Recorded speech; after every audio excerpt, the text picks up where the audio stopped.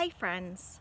I know that you by now have hopefully watched the videos that Mrs. Bruin has set up in social studies, and we are sharing some family stories with you.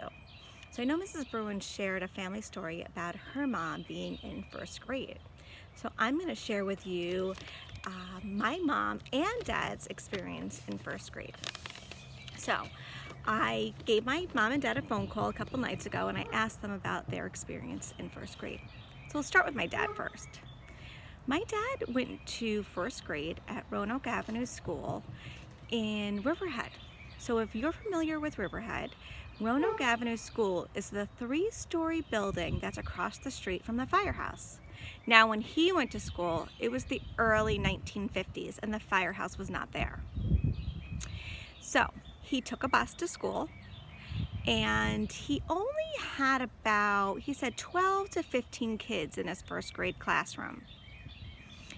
He said he had wooden desks and that in the wooden desk there was a circle where they would put an inkwell in it. So it would be like, imagine ink from a pen, that would be sitting in a cup. And they had a pen that they would put into the inkwell and they would squeeze it a bunch of times and it would collect the ink, and then they would use that pen to practice handwriting. So he said it was a big deal on the days the teachers took out the inkwells and pens, that they were really excited when they got to use them. His teacher had a blackboard, so it was a black slate board that she would write in chalk. And the year that he was in first grade, this very innovative and new technology came out. It was a green chalkboard instead of a black one. And they were all so excited to get green boards in their room. No computers, no telephones. They were really excited about a green chalkboard. Pretty interesting, right? He also told me that he had recess 3 times a day, in the morning, after lunch, and in the afternoon, and that none of the teachers came out to supervise them. It was just the kids all alone, big kids, little kids on the playground. They only came out if there was a problem. Let me think. He said his first grade teacher's name was Mrs. Bruno and that she was very nice. And his other memory was that Fridays they would have sandwiches in the cafeteria and they got a bag of potato chips with their meal, and that was such a huge treat to get a bag of potato chips.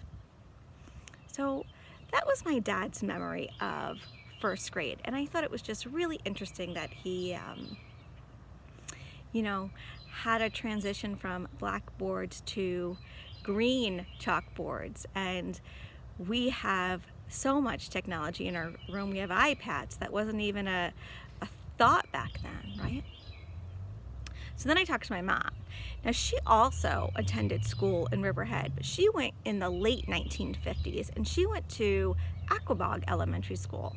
So Aquebogue Elementary School is on the corner near Meeting House, near Meeting House Deli, I think it's Meeting House Deli, and then a little bit further up is Lucharitos. So that's kind of where Aquebogue School is. It's on the main road. Now when she went to school, she said she had 30 kids in her class, and their desks were all wooden. There was no carpets, that every single thing they did for instruction was all done at the desk. They never sat on the floor for story time. There were a lot of books in her room, she said, but there were no toys. They did have recess 3 times a day as well. They had recess in the morning, they had recess after lunch, and they had recess in the afternoon. My mother also said that when she was in first grade, there weren't any specials. So they didn't go to library, they didn't go to gym, they didn't go to art. They just stayed really in their room all day long with their teacher. Now, She said at lunchtime, many children at the school she was in got picked up by their parents and they got brought home and ate their lunch at home, and then their parents dropped them back off for some recess before they went back inside.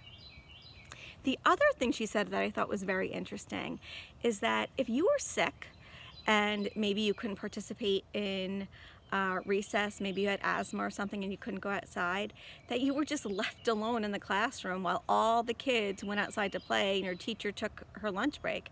You just stayed in the classroom, read some books, drew some pictures. You just stayed by yourself. Right? So it was very different.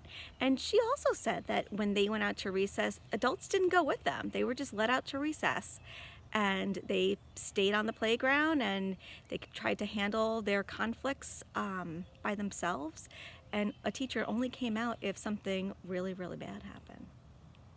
So that was, those were their stories that they shared with me. So I hope you enjoy learning about your family and hearing stories from your family. I'll talk to you soon. Bye.